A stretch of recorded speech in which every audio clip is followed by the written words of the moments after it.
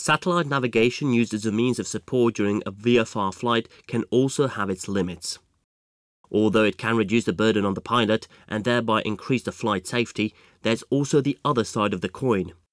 For some, this can be the feeling that with the support of satellite navigation, they can continue flying, even under conditions that no longer meet the VFR limits, or even deliberately head into a cloud. To put it simply, there is no GPS in the world that can turn a Piper Cub into an Airbus and Dead Dog Creek into Frankfurt. It's not just about technology that will continue to evolve, but mostly it's about the fact that a typical VFR pilot often has no idea what the world of instrument flying is about, and the Officer Dead Dog Creek airfield is much the same.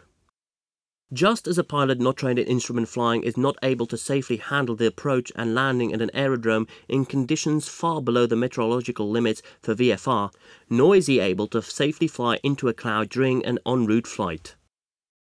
Apart from the obvious violation of the rules, the notion that it is possible to keep the airplane in steady flight without an artificial horizon, simply using GPS, is decidedly naive.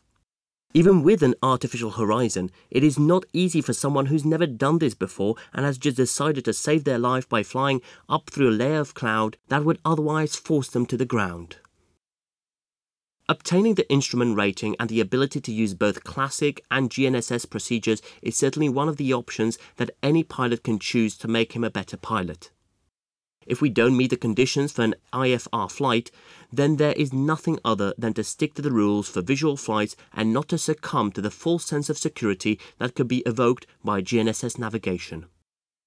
In practice, this means that even though we have all three on board, a chart for dead reckoning, a navigation log with calculations, and a GNSS receiver, we need to be able to safely continue the flight at any moment with just two of these. Thus, even without the support of a GNSS device.